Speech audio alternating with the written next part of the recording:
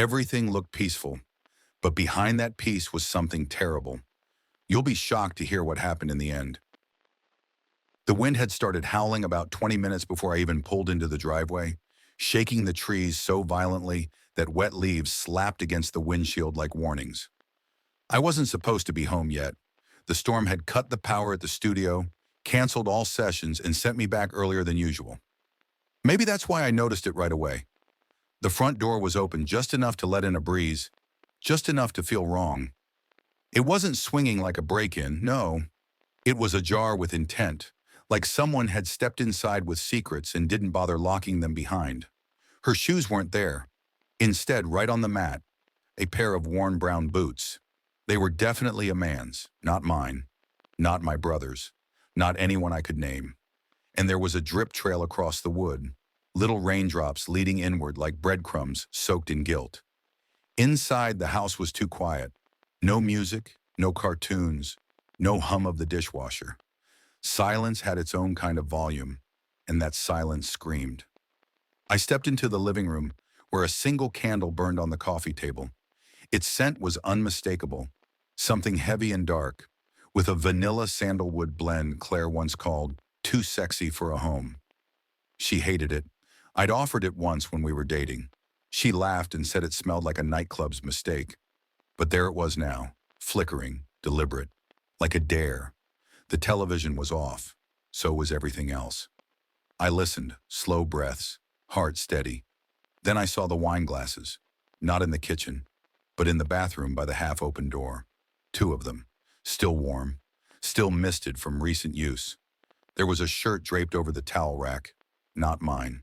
Slim cut, designer, with a gold-threaded tag. I touched it and felt nothing. Not the weight of betrayal, not even pain, just confirmation. Back in the living room, I stood where the light fell from the window, faint and gray. It hit the family photos we hadn't changed in years. Our daughter smiling wide with frosting on her nose. Our son on his first bike. Claire and I at a vineyard, arms wrapped. A couple that looked like they belonged to a magazine, not this reality. And then I remembered something. The question, last week. Our daughter, small fingers wrapped around her juice glass, had asked innocently, "Why was that man from the photo studio touching Mom's hair?" I had laughed, distracted, told her he was probably just fixing the angle for a photo. Claire had nodded too quickly, a half smile, a flick of the eyes. Now it all made sense. I didn't call her. I didn't storm through the house or rip open closets looking for more proof. I just sat down on the couch, placed my palms against my knees, and inhaled. One slow breath, then another. My pulse didn't spike. No rage boiled up. For the first time in my life, I thought without emotion. I began planning. That night I didn't sleep. I stayed up with a pen, scribbling notes under a kitchen light that flickered once and stayed dim. I wrote down names, people from her office, from her social circles. I listed times she said she'd be late, trips she took, days she'd left early. I opened browser histories, bank statements. It was all there. Not explicit, not obvious. But enough. She hadn't been hiding. She'd been daring me not to notice.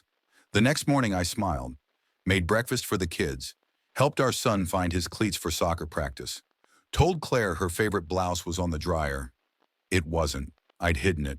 She didn't ask why. She never noticed when things disappeared. 3 days passed like that. Perfect husband, calm father, friendly man. But every night I wrote more.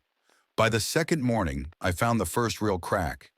In the safe where we kept old tax files and inheritance papers from her grandmother, the folder was missing. Gone without explanation. She hadn't said a word. Just removed them, probably thinking I'd never check. That's when I added her parents to the plan. That afternoon I served her coffee, the way she liked it, a splash of almond milk, cinnamon on top. She smiled over the rim, completely unaware. I said, "Lunch at your parents' house today, right?" And she nodded like it meant nothing, but it meant everything. She didn't know I'd called ahead, didn't know I'd already shown up an hour early to help set up. Her father was outside working the grill, cheerful, always so proud of me. The man who'd married his daughter, given him grandkids, never asked for anything. Her mother was in the kitchen folding napkins into swans, the way she always did for family lunches. I stood there and asked them a single question. Did you know Claire hasn't really been living at home? Her mother froze mid-fold. What do you mean? She asked, her voice barely above a whisper. I reached into my coat and pulled out an envelope. Photos, grainy but clear. Claire with another man, outside a hotel, in a car, entering an elevator. Not one photo, several, all time-stamped. Some with our kids buckled into the back seat, unaware. I didn't say another word, just placed the envelope gently on the kitchen counter and waited for Claire to walk through the door. The moment she stepped through the front door, the air shifted. Her laugh came first, light, airy, the kind she used when she was trying to be the center of gravity in a room. She had a bouquet of flowers in one hand, a bag of groceries in the other, and she didn't notice the stillness until she looked up and saw all of us standing there. Her father beside the grill, frozen. Her mother pale and silent, her hands trembling near the countertop. And me, leaning against the back wall, arms folded, watching her like I'd never seen her before. Claire blinked twice, her smile faltering. What's going on? She asked, trying to keep her voice light, but her eyes were already scanning the room. She saw the envelope. She saw her mother's face. Then she saw mine. She stepped forward, her voice faltering. What is this? Her mother handed her the photos without a word. Claire took them with one hand, slowly, as if expecting something else. As the first image stared back at her, color drained from her cheeks. Her lips moved, a silent, stuttering attempt to form a denial. She whispered, This isn't what you think. But the tremble in her voice betrayed her. Then, in the middle of her parents' lawn, with the grill still smoldering and the kids in the car down the block with my brother, she fell to her knees, dropped the bouquet, pulled out her phone with shaking hands. Her fingers danced across the screen in panic. Then she shouted into the speaker, Come now! I've been exposed. They know everything. I didn't move. I didn't say a word. I just watched the show unfold. 12 minutes later, he arrived. Black pickup truck, windows tinted, music thumping like he was late for a street race. He stepped out with sunglasses, a leather jacket, and the kind of swagger you only earn by being careless your whole life and never paying for it. He was younger, fit, stupid enough to think a confident entrance could fix everything. What the hell is this? He said, walking straight up to me. Why are you putting pressure on her? Claire tried to wedge herself between us, crying now, panicked and desperate. Please, she begged him, don't make this worse. But he was already puffed up, looking to prove himself. He threw a punch. It was laughable. Hit me in the shoulder like we were high schoolers at prom fighting over a girl. I didn't flinch. I didn't stumble. I stepped forward, one hand on his chest, and shoved him. Hard. He stumbled back, slipped on the edge of the flower bed, and fell. Dirt streaked his jacket. He scrambled up again, this time with fire in his eyes. He came at me swinging wide. 2 moves, that's all it took. A single punch to the gut, sharp and low. Then an open palm slap across his face so clean it echoed off the garage door. He collapsed, slamming against the stone fountain Claire's father had built last summer. There was a loud crack, not his bones, but the edge of the stone snapping beneath his elbow. He groaned and curled up. Claire screamed. Neighbors peeked out from windows. One even stepped out with a phone in hand. That was the point. It had to be seen. It had to be public.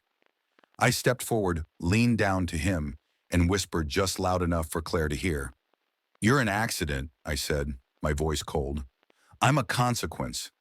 And that's when the sirens came. Red and blue lights sliced through the quiet suburb like razors. 2 patrol cars pulled up fast. One of the neighbors must have called as soon as the truck arrived. The scene looked bad, blood on the stones, Claire crying, the guy on the ground moaning like I'd shot him. But I didn't flinch. I raised my hands. Calm. Controlled. I only defended myself, I said to the officer stepping out. There are cameras in the yard. Check the feed. The officer looked around, nodded. They separated us. Claire was still sobbing, gripping the broken man's hand, muttering something about how this wasn't how it was supposed to go. Her father stood behind her, jaw clenched. Her mother sat on the porch with her head in her hands. The cops cuffed both of us, standard protocol. But they took one look at the bruised idiot on the ground and made a decision. He got dragged into the back of the squad car like a sack of regret. Me, I got patted down gently, like they already knew I wasn't the threat. As I was being walked toward the car, I saw the kids arrive with my brother, their small faces pressed to the windows, confused, curious. I leaned down and said to them, "Time to go home," because that place, the place they used to know, didn't exist anymore. Something had cracked, not just between Claire and me, but inside the structure she had built around her lies. The illusion had shattered, and there was no rebuilding what had broken in public. They didn't press charges, not against me anyway. The footage made everything clear. The idiot in the leather jacket swung first. The officers saw the bruises, saw Claire's panic, saw the neighbors nodding in my direction like I was the last sane man standing in a collapsing house of cards. The moment they took him away, still groaning about how he didn't know she had kids, I knew the tide had shifted. Claire sat crumpled on the lawn, clutching her phone like it could still save her from the disaster she'd summoned. Her mother hadn't come back outside. Her father stood behind her, silent, arms crossed. I didn't look at her. No dramatic confrontation. No final words. I just left, calmly with my kids. That was all the closure she was getting. Back at home, I didn't say a word about it. Just made pancakes. Chocolate chip, whipped cream, their favorite. The kids didn't ask. They just ate, smiling like they could feel it too, that something bad had been cut out of the air. And in the quiet of that morning, I realized I wasn't angry anymore. I was empty. But even emptiness can be rebuilt. That same afternoon, I started taking her out of the house piece by piece. Photos, clothes, notes she'd left stuck to the fridge, her perfume bottle. Gone. I stripped the walls of our bedroom, repainted our daughter's room pink. Her choice. She laughed while she helped, roller in hand, cheeks smudged with paint. When it dried, I bought her a canopy bed, strung fairy lights along the ceiling. She called it a castle. And just like that, a room that used to belong to the past became something new. In the living room, I rolled out blankets, popped popcorn, queued up a movie. The three of us lay there, shoulder to shoulder, watching something animated and ridiculous. But I didn't care. I let myself laugh. And for the first time in months, I fell asleep with peace instead of resentment. 2 days later, Claire showed up. She stood on the porch holding a bouquet of yellow lilies, her version of an apology. In her other hand, a bag with the kids' clothes. She looked hollow. Makeup couldn't hide what was eating her from the inside. When I opened the door, I didn't let her in. She stepped forward anyway. "My parents won't even answer my calls," she said. "And the guy, he's gone. Said I wasn't what he thought." I didn't respond. She looked up at me, eyes wet. "I've lost everything." "No," I said. "You still can lose everything. I've already rebuilt." She blinked like she didn't understand, then reached into her purse and pulled out an envelope. She held it out, fingers trembling. "I'm pregnant," she said. "Maybe it's yours." I took it. Ultrasound photos. Dated. Stamped with her name. I didn't flinch, just turned, walked to the fire pit, and dropped them into a metal bowl. Lit a match. Watched the paper curl and blacken until it was gone. She gasped. "What are you doing?" I didn't look at her, just said, "Maybe doesn't mean definitely." Then I walked back inside, closed the door. That was all she got. In the weeks that followed, I cleaned house, got a new job, started seeing someone else, someone kind, someone who didn't need lies to feel powerful. I took the kids to the beach one Saturday. We built a sandcastle so big it made other kids come help. We laughed until the sun dipped behind the dunes. Claire tried texting once. No reply. Now I wake up without tension in my shoulders. I cook without counting the lies in the fridge. I'm not healing. I'm building. A life without her. A life made of truth. And she's left staring at the ashes, wondering how something that looked so stable collapsed so completely. She still thinks it was sudden. She doesn't understand I'd been letting go long before she noticed. Her silence lasted longer than I expected. A week, then two. No texts, no calls, just absence. Not the kind that mourns, but the kind that waits for an opening. I could feel her orbiting from a distance, circling like a satellite around a planet she'd already abandoned. But I stayed still. I didn't chase. I let the silence stretch. Then one morning I came home from the hardware store and found a package on the porch. No note, just a box with her handwriting on the label. Inside, on some of the kids' old drawings, a sweater I hadn't worn since last fall, and a flash drive. That's what caught me. The flash drive wasn't labeled, just tucked under a sheet of tissue paper like it wasn't supposed to be noticed. I plugged it in that night after the kids were asleep. Just one file, a folder of photos, not of her and the guy, but of us. From before, our wedding, a cabin trip, that blurry one she always said made her look authentically happy. The message wasn't hard to interpret. It wasn't an apology. It was a gamble. Nostalgia as currency. I didn't reply, but I saved the drive, not because I wanted to keep it, but because I believed she'd come back for it. And I was right. 3 days later, she showed up again, this time in broad daylight. No flowers, no drama. Just her, standing at the edge of the driveway like a stranger scoping out a neighborhood. I stepped out with the garbage bags and caught her watching the house, not me. "I'm not here to start anything," she said. "Good," I replied, walking past. She hesitated. "I don't even know who I am anymore."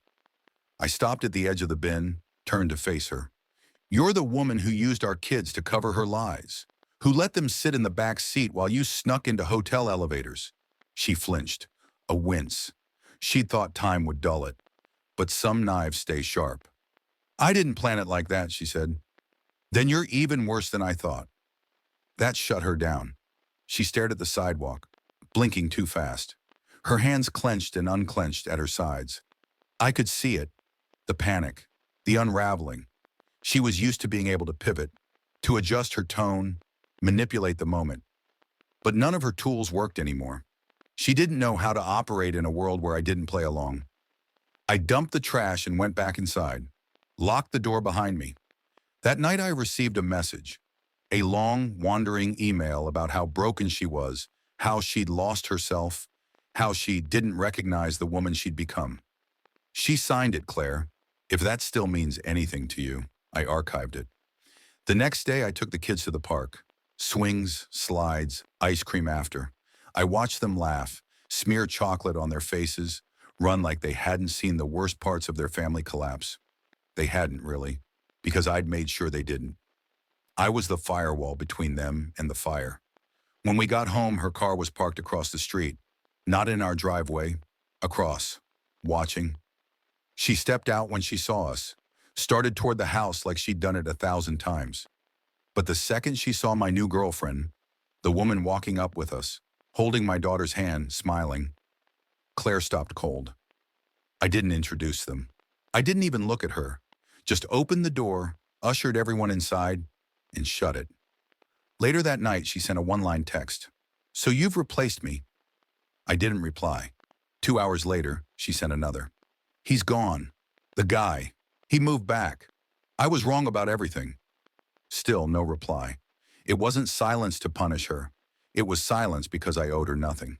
The next morning, I checked the security cameras.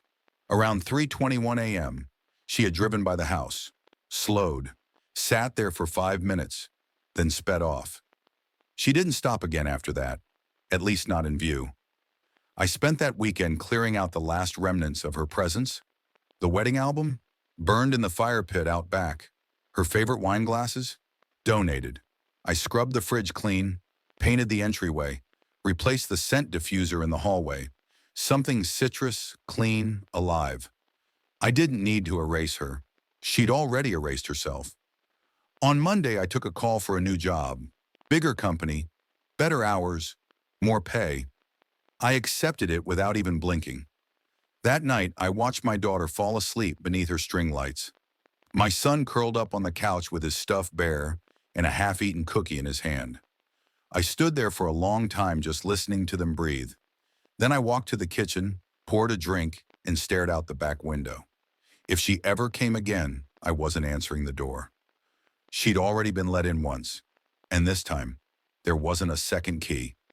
It happened on a Thursday, quiet, unremarkable, until it wasn't. I'd just gotten back from the office, arms full of groceries when the police cruiser rolled up across the street. I didn't flinch. Not anymore.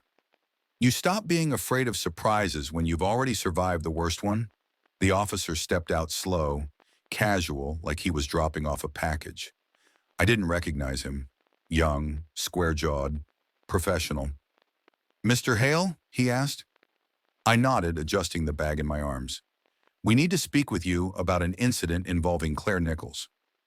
For a moment, I didn't say anything, just handed my son the grocery bag and told him to put the milk away. He obeyed without question, feet pattering inside the house. I turned back. "What kind of incident?" The officer gave me a look, cautious, like he was trying to gauge if I was about to lose my temper. "There was a disturbance last night," he said. "A neighbor reported screaming.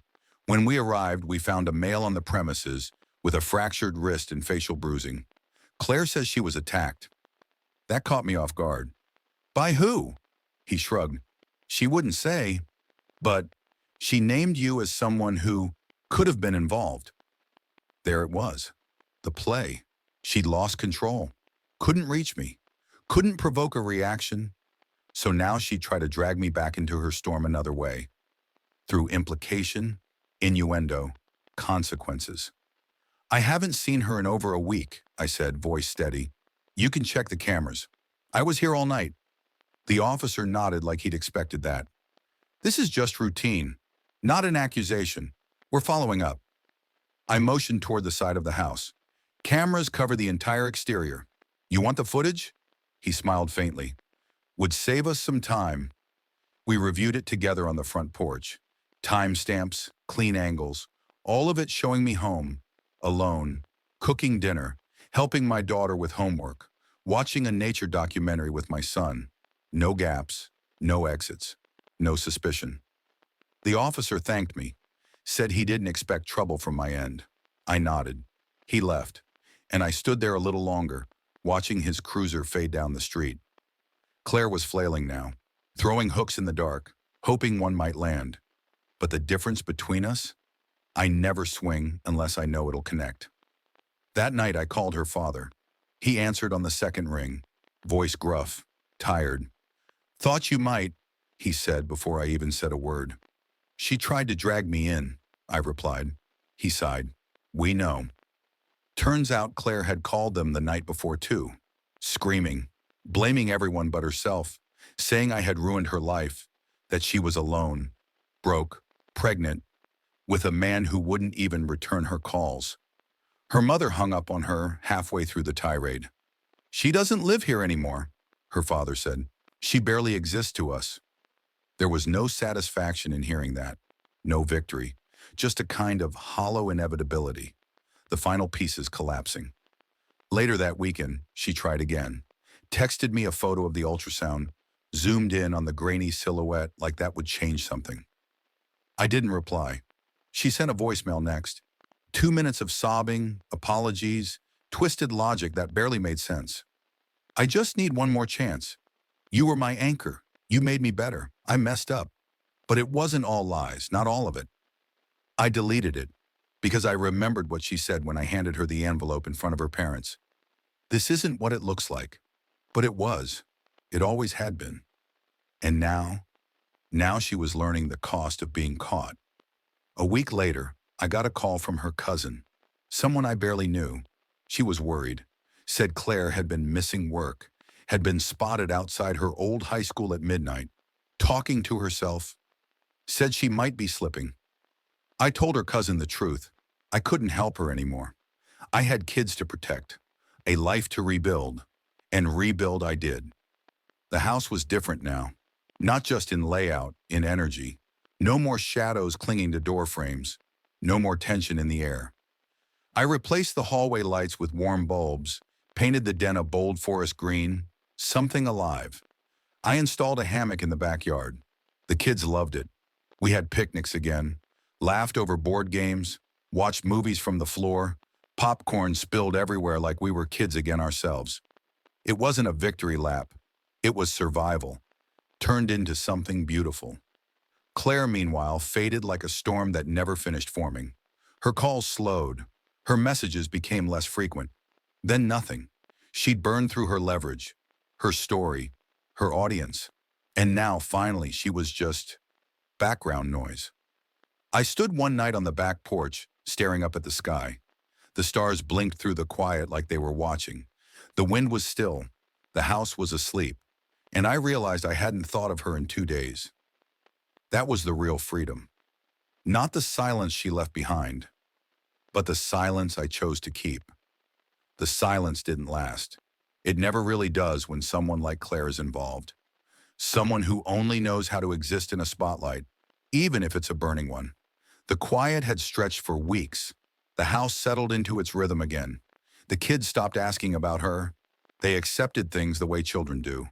More resilient than adults, not because they understand better, but because they let go faster. I'd almost started to believe she'd finally vanished for good. Then came the knock. Not loud, not angry, just persistent. Like she knew she'd lost the right to storm in but couldn't resist knocking anyway. It was just past 9 on a Tuesday night. I opened the door and there she was, pale, thinner, eyes hollow. Like she'd been surviving off guilt and cheap wine. No makeup, hair pulled back, no effort to perform. Just Claire, the raw version, the one she never let anyone see. "Can we talk?" she asked, voice hoarse. I didn't move. "I'm not here to start a fight," she added, fidgeting with the sleeves of her sweatshirt.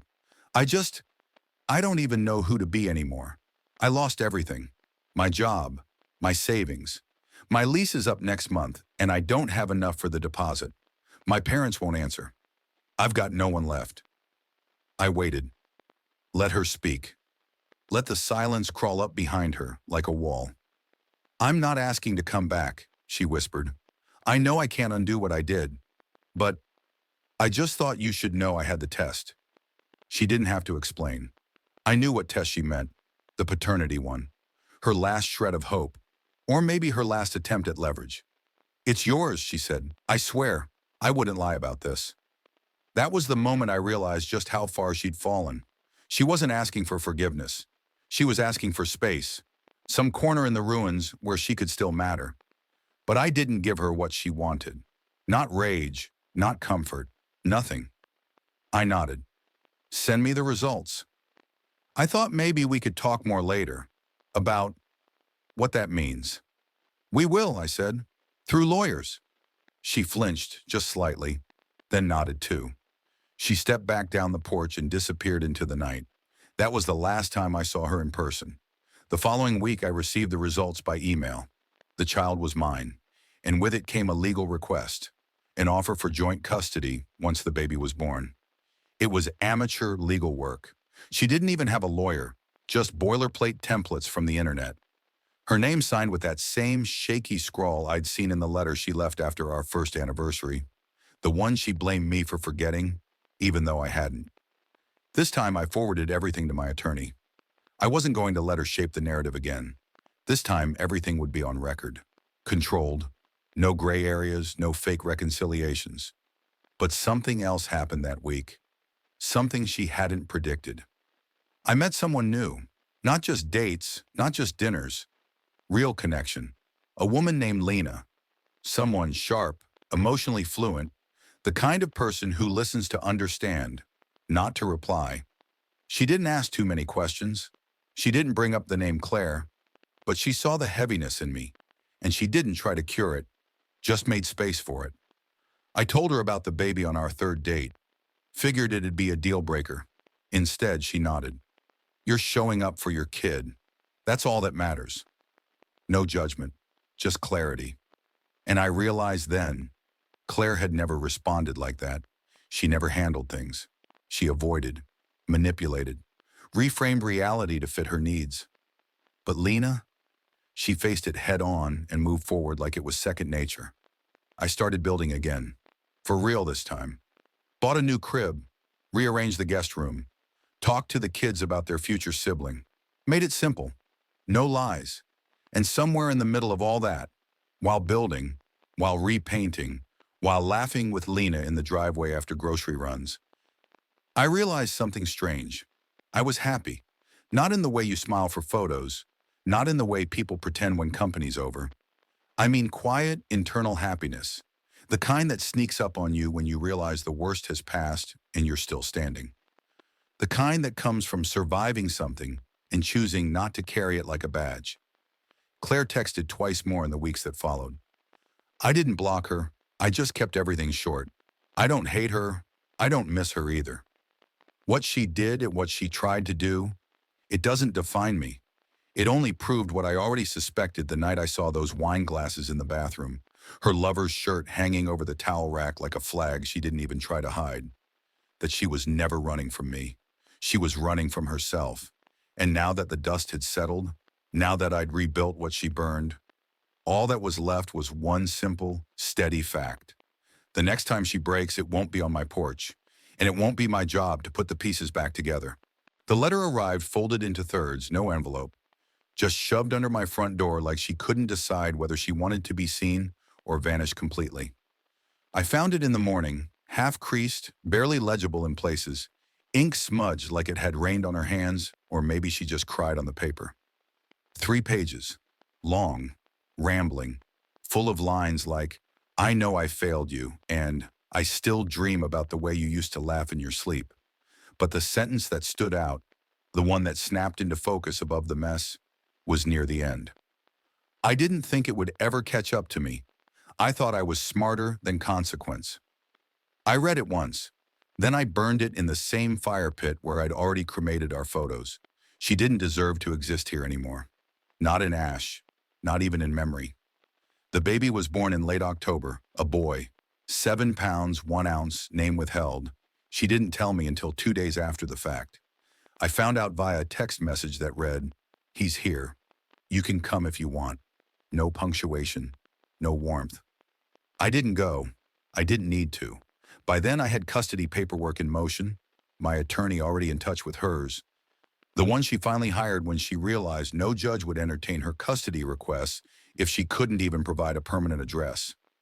I documented everything. Her instability, her accusations, her vanishing acts, her use of our kids as emotional leverage. Everything stacked in a neat, quiet file that made a clear, undeniable case.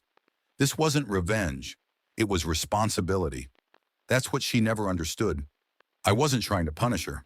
I was trying to protect what mattered. What she kept treating like bargaining chips, I saw as lives that deserve peace. I met my son 2 weeks later, at the courthouse. He was quiet, alert, squinting into the fluorescent lights like he already knew this world would make him earn every breath. She held him stiffly, like he belonged to someone else. When I reached for him, she hesitated for half a second, then let go. He fit into my arms like he'd always been there. I didn't say a word to her, didn't smile, didn't nod. I just looked down at the boy she tried to use as a tether and felt something settle in my chest. Something final. She thought he would tie us together forever. She didn't realize he would finally set me free. By the end of winter, she was gone again, out of state, some last-ditch attempt to reboot her life in a new zip code. Left her apartment in the middle of the night, left behind unopened bills and a stack of court notices she didn't even bother forwarding. She signed over partial custody without protest. I didn't ask her why. I didn't care. She stopped calling in February, stopped texting in March. By April, my inbox was clean. No more apologies. No more what-ifs. No more maybe it's yours. Just silence. And not the kind she used to manipulate me with. This time it was real, unforced, permanent. In May, I took my kids, all 3 of them, to the coast. Rented a small beach house, made pancakes in the mornings, flew kites, let them bury me in sand. My son cooed in his carrier, while his older sister danced across the dunes with wild hair and a bucket full of shells. Lena came with us. She held my hand under the pier, while the tide came in and said quietly, "You made it through." And I had. Not clean, not untouched, but whole. Back home, I cleaned out the last drawer she'd ever used, found a necklace she used to wear on Sundays, a pair of sunglasses and a lipstick that had dried out and cracked like desert ground. I threw it all away. No hesitation. No nostalgia. That night, I sat on the porch with a drink in hand, watching the dusk roll in. The house behind me didn't echo anymore. It breathed. The walls didn't remember her voice. The floorboards didn't miss her footsteps. And I didn't carry her shadow. She had cheated, lied, manipulated, weaponized innocence. But all that got her was a slow-motion collapse in front of the same family she tried to fool. She left as a storm. She ended as a warning. And me? I rebuilt, brick by brutal brick, with love that didn't vanish under pressure, with kids who laughed like scars didn't matter, with someone who looked at me and didn't see failure, only fire. Claire once said I'd never survive without her. Funny, because now she's the one no one asks about, and I'm the one who finally gets to choose the ending. Let her burn, and let the future rise from her ashes. That's all for now, folks. Thank you for being with me today and listened. And if you liked my story, please subscribe, hit the like button, and comment below what you think about all this, and what would you do if you were me. Also, don't forget to check my other stories in description below.